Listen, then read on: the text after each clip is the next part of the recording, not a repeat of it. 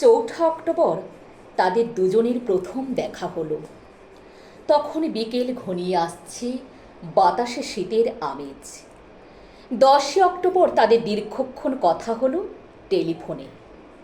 সেদিন ছেলেটি নতুন কেনা টবে গোলাপের চারা লাগালো। 30 অক্টোবর রেস্টুরেন্টে নিরালা কেবিনে ছেলেটি বলল, তোমাকে আমি ভালোবাসি।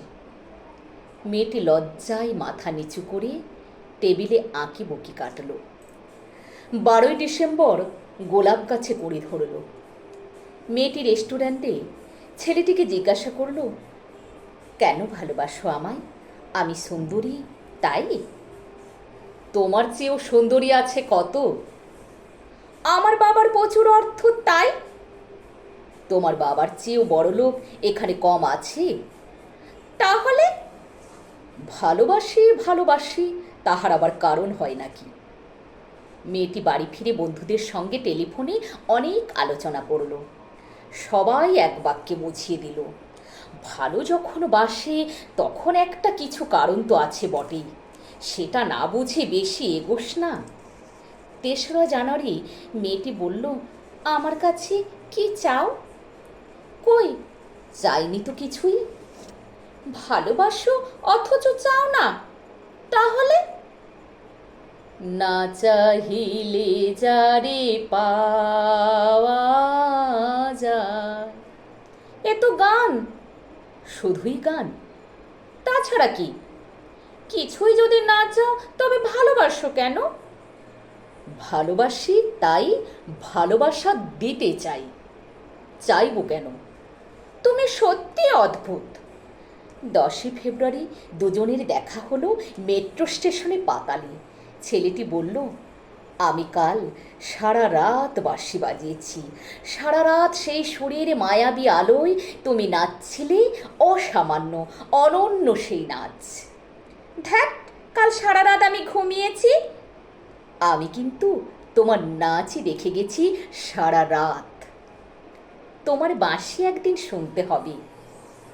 12 মার্চ ছেলেটি বাঁশি বাজালো, মেয়েটি শুনল। সময় থমকে থেমে রইল অনেকক্ষণ।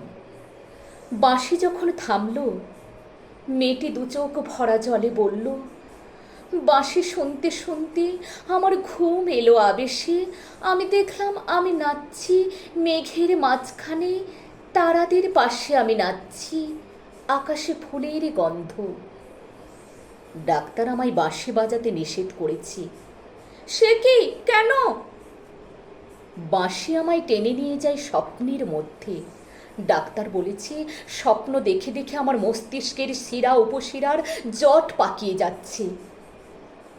তাহলে ভাবছি। 16 এপ্রিল মেয়েটি বলল, আমার বন্ধুরা বলেছে তুমি খুব ভালো, অসাধারণ, কিন্তু তুমি সৃষ্টি ছাড়া। তোমার স্বপ্ন সব অর্থহীন। আমি জানি। স্বপ্ন টপ্ন ছেড়ে দিতে পারো না তুমি? না। তাহলে? তাহলে তুমি তো আমাকে হারাবে। তোমায় পাইনি তো কখনো। 5 মে ছেলেটির মস্তিষ্কে অপারেশন হলো। একটু সুস্থ হতে মেয়েটি এসে বলল, ভালো আছো তো?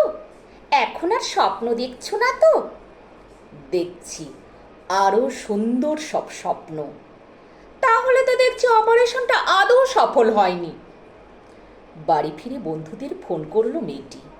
বন্ধুরা এক বাক্যে বলল, বাঁশি বাজানো, স্বপ্ন দেখা সবই ব্যাকডেটের সৃষ্টি ছাড়া। তুই আর লোক পেলি না? তুই এত রূপসী, তোর এত উজ্জ্বল পাশপিঠ। ভালো যদি চাস তাহলে শিগগিরই বিয়ে করে ফেল তোর দাদার সেই বন্ধুকে। উনি তো শুনলাম কানাডাতে সেটেল করবেন। 7 জুলাই মেয়েটি আবার জিজ্ঞাসা করল, তুমি সত্যি কি চাও বলো তো? তুমি আরো সার্থক, আরো সুন্দর হয়ে ওঠো, ব্যাস, আর কিছু না। আর আর চাই স্বপ্ন দেখতে। ও, স্বপ্ন তাহলে তুমি ছাড়তে পারবে না? না। তাহলে থাকো তুমি তোমার স্বপ্ন নিয়ে। 12 আগস্ট গোলাপ গাছে ফুল ফুটলো অনেক। সেদিন দুপুরে ছেলেটির মস্তিষ্কে আবার অপারেশন হলো। 13ই ডিসেম্বর ছেলেটি মারা গেল।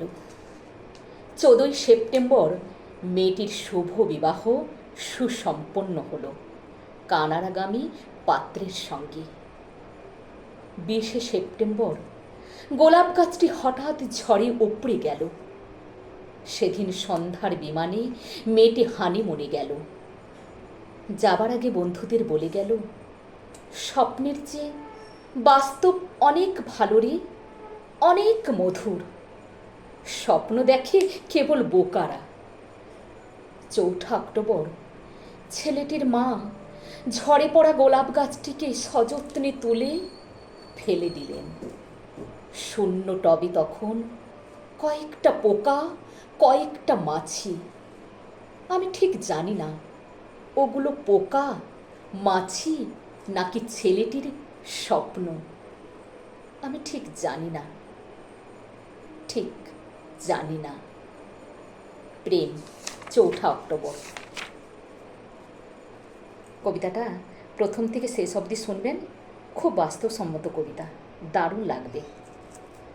এতক্ষণ আমার ভিডিওটা দেখার জন্য অসংখ্য ধন্যবাদ।